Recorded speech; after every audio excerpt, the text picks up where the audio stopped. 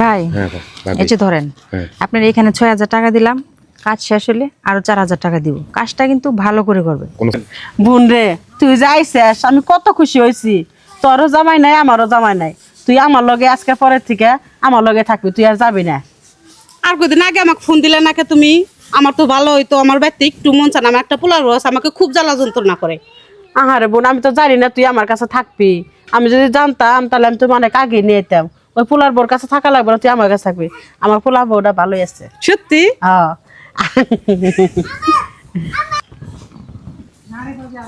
বুড়ির বাচ্চা বুড়ি নিজে তো খাই খাই, বোনদের সাথে নিয়ে আইসা পড়ে রয়েছে।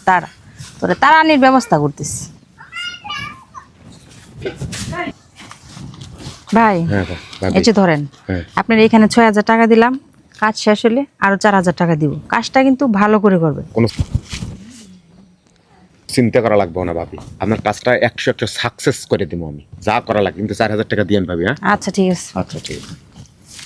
কি এই বুদ্ধি করছো? আচ্ছা ঠিক আছে, দাঁড়াও দেখতেছি আমি।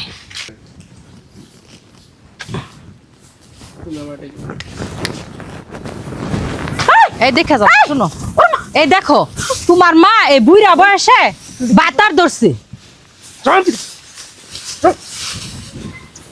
আম্মা, তোমার এই বয়সে তুমি এটা কি দেখলাম আমি? ছি ছি ছি ছি ছি ছি ছি আম্মা ছি, আমি আসলে কল্পনাও করতে পারলাম। আমিও কখনো কল্পনা করতে পারতেছি না মা, তুমি এরকম একটা কাজ করলা। কি কইতেছ? আমি তো জানি না ছাড়া। তুমি এলা কি করতেছো? তোমার যদি এতই যদি মন চাইতো ছেলেদের সাথে এরকম কিছু করা, তুমি কে লেগে আমার মান সম্মান নষ্ট করতেছো?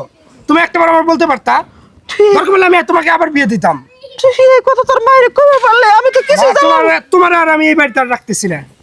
তুমি মা আমার বাড়িতে নেমে যাও, তোমার বোনটা নিয়ে আমার বাড়িতে তুমি এখন চলে যাবা। তোমার বোনটা ডাক দাও। তুই বৌমার কথায় আমার বাইক। আপনি কারে বাড়ি করে দিতেছেন? আপনার ফেরেশতার মতো মাইরে।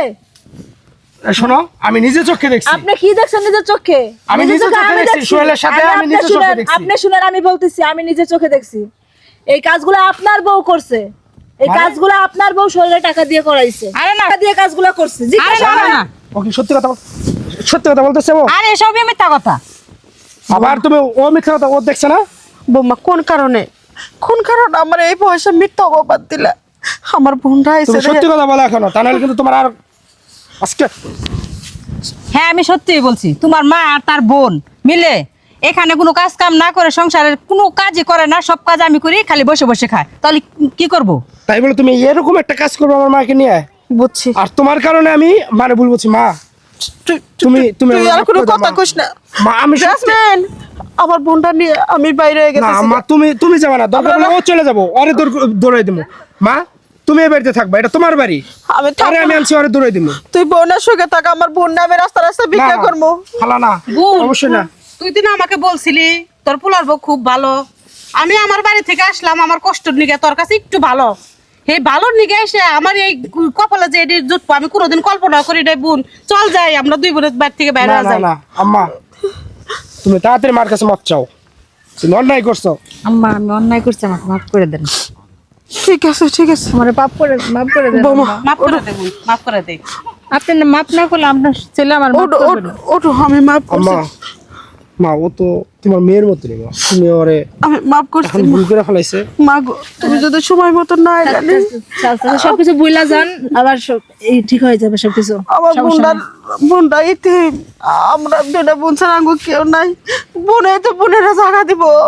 ভাবি তুমি আর এটা করা তোমার উচিত হয় না। তারপর যা হয়েছে তো হয়েছে, এখন সবাই তারা ঘরে যা, তুই বেড়তে যা। আচ্ছা যাই ভাই, যাই ভাবি, ভালো থাকো তোমরা।